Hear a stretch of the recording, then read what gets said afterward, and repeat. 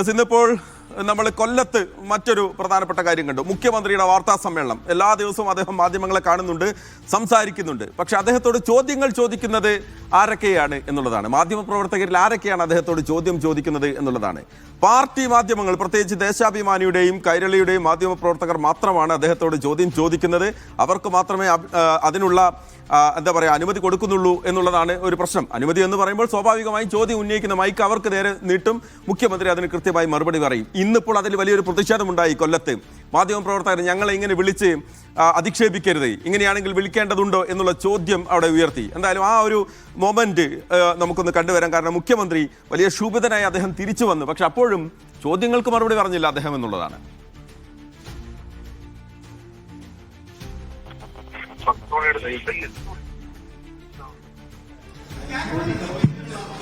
ചോദ്യം ചോദിക്കണം.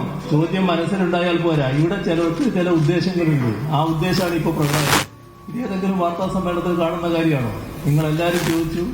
നിങ്ങൾ ഏത് മാധ്യമപ്രവർത്തകരാണെന്ന് ഞാൻ ചോദിച്ചില്ല. ആ ചോദ്യത്തിന് ഞാൻ മറുപടി പറഞ്ഞു. ആ മറുപടി വിശദമായിട്ട് പറഞ്ഞു. അതല്ലേ ഉണ്ടായത്. നിങ്ങളെല്ലാവരും കേട്ടിരിക്കല്ലേ. നിങ്ങളെ ചിലരുടെ മനസ്സിൽ ചോദ്യം ഉണ്ടാവും. ആ ചോദ്യത്തിന് നിങ്ങൾ ചോദിച്ചാലേ ഉത്തരം പറയാൻ പറ്റൂ. എല്ലാവർക്കും ചോദ്യം ചോദിക്കാനും പത്രസമ്മേളനത്തിൽ അവസരം കിട്ടിയെന്ന് വരുമോ? അപ്പൊ സമയം കഴിഞ്ഞു. അതുകൊണ്ടാണ് ഞാൻ അവസാനിപ്പിക്കുന്നത്. ലിജോ റോളൻസ് കൊല്ലത്ത് ഈ വാർത്താ സമ്മേളനത്തിൽ പങ്കെടുത്ത മാധ്യമപ്രവർത്തകനാണ്, ഞങ്ങളുടെ മാധ്യമപ്രവർത്തകനാണ് ലിജോ റോളൻസ്. ലിജോ, 10-30 മിനിറ്റ് മുഖ്യമന്ത്രി വരുന്നു. അദ്ദേഹം എഴുതി വെച്ച രേഖകൾ അല്ലെങ്കിൽ തെരഞ്ഞെടുപ്പുമായി ബന്ധപ്പെട്ട് എഴുതി വെച്ചിരിക്കുന്ന കാര്യങ്ങൾ പറയുന്നു. അതിനുശേഷം ഒരു 3-4 മാധ്യമപ്രവർത്തകർക്ക് മൈക്കെത്തുന്നു. അത് ദേശാഭിമാനിയിലെയും കൈരളിയിലെയും മാധ്യമപ്രവർത്തകരാണ്. മറ്റു മാധ്യമപ്രവർത്തകർക്ക് ചോദിക്കാൻ അവസരം ഉണ്ടായിരുന്നില്ല. ഇതല്ലേ വിഷയം. പക്ഷേ ഇതിനുശേഷം മുഖ്യമന്ത്രി തിരിച്ചു വന്നപ്പോൾ മറുപടി ഉണ്ടാകുമെന്ന് നമ്മൾ പ്രതീക്ഷിച്ചതുമാണ്. അതും ഉണ്ടായില്ല.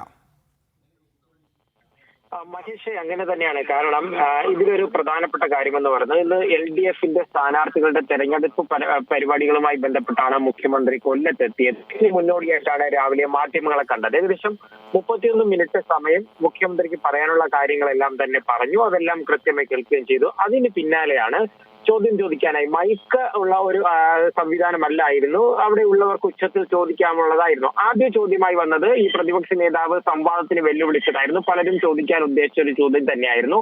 അതിന് മുഖ്യമന്ത്രി മറുപടി പറഞ്ഞതിന് തൊട്ട് പിന്നാലെയാണ് ഈ ഗ്യാരണ്ടികളെ കുറിച്ച്, 2 LDF-ന്റെ UDF-ന്റെ ഗ്യാരണ്ടികളെ കുറിച്ച് ഒരു ചോദ്യം വരുന്നു. അതിന് മറുപടി പറഞ്ഞു. പക്ഷെ ആദ്യ ചോദ്യം ചോദിച്ച ആൾ തന്നെ മൂന്നാമതും ഒരു ചോദ്യം ചോദിച്ചു. അതേ സമയത്ത് തന്നെ SDP വോട്ടുകൾ സ്വീകരിക്കുന്നതുമായി ബന്ധപ്പെട്ടുള്ള ചോദ്യം ഞാൻ ഉൾപ്പെടെയുള്ള മാധ്യമപ്രവർത്തകർ അവിടെ നിന്ന് ചോദിക്കുന്നുണ്ടായിരുന്നു.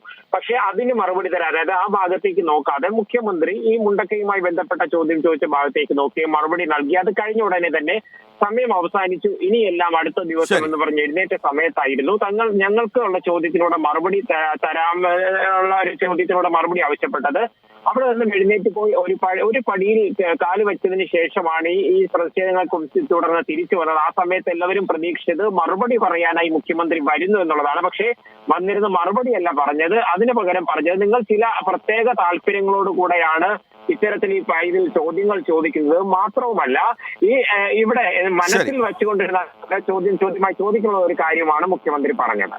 ഓക്കെ, ലിജോ റോളൻസ് ആണ് വിവരങ്ങൾ നൽകിയത്. ലിജോ ഇന്ന് വാർത്താ സമ്മേളനത്തിൽ പങ്കെടുത്ത മാധ്യമപ്രവർത്തകൻ കൂടിയാണ്. അപ്പോൾ ഒരുപാട് ചോദ്യങ്ങളുണ്ട്, ഒരുപാട് സംശയങ്ങളുണ്ട്, ചോദ്യങ്ങളുണ്ട്. അതൊക്കെ എവിടെ പോയി ചോദിക്കും എന്നുള്ളതാണ്. മുഖ്യമന്ത്രിയുടെ വാർത്താ സമ്മേളനത്തിൽ അത് ചോദിക്കാനുള്ള സമയമില്ല എന്നുള്ളതാണ് പ്രശ്നം.